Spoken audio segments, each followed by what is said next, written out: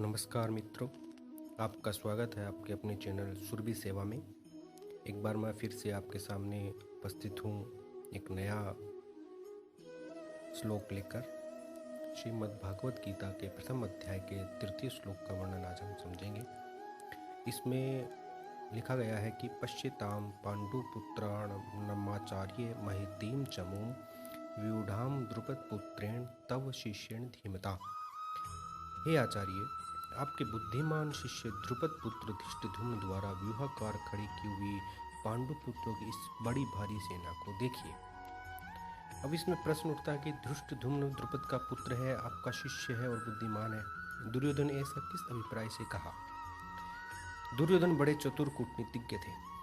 धृष्टद्युम्न के प्रति प्रतिहिंसा तथा पांडवों के प्रति द्रोणाचार्य की बुरी भावना उत्पन्न करके उन्हें विशेष उत्तेजित करने के लिए दुर्योधन ने धृष्टद्युम्न को द्रुपद पुत्र और आपका बुद्धिमान शिष्य कहा। इन शब्दों के द्वारा वह उन्हें इस प्रकार समझा रहे हैं कि देखिए, द्रुपद ने आपके साथ पहले बुरा बर्ताव किया था और फिर उसने आपका वध करने के उद्देश्य से ही यज्ञ करके धृष्टद्युम्न को पुत्र रूप में प्राप्त किया था।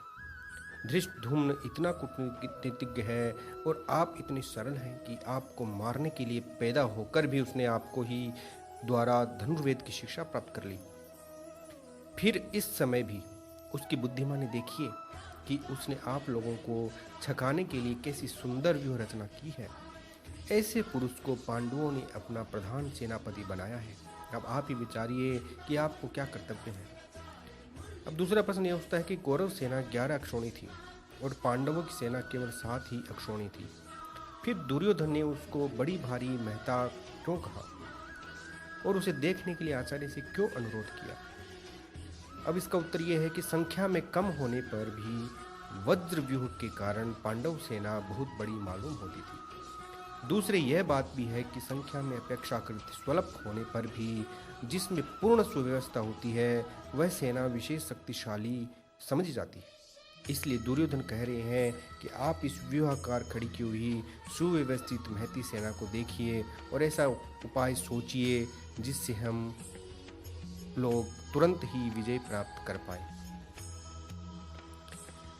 तो मित्रों, अब सुरभि सेवा में मैं आपको कुछ बातें बताने जा रहा हूँ जिसमें क्या करना और क्या न करना विषय रखा गया है।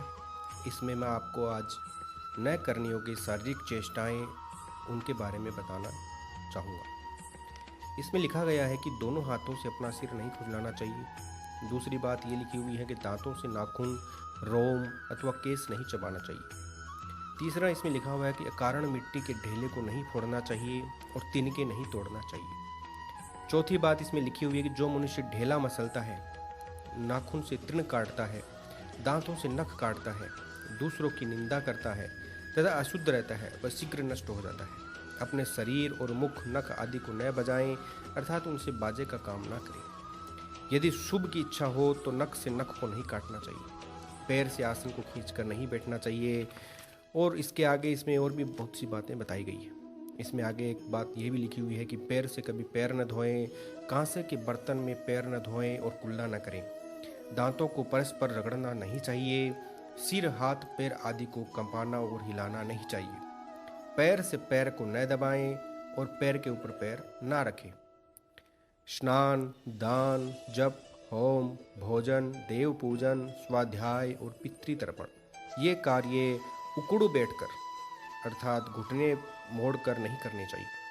सिर के बाल पकड़कर खींचना और सिर पर प्रहार करना वर्जित है। बुद्धिमान मनुष्य को मल, मूत्र, अपान वायु, डकार, वमन, छींक, जम्हाई, भूख, प्यास, आंसू, निद्रा, शुक्र और परिश्रम से उत्पन्न श्वास के वेगों को नहीं रोकना चाहिए। इनके वेगों को रोकने से अनेक रोग उत्पन्न होते हैं।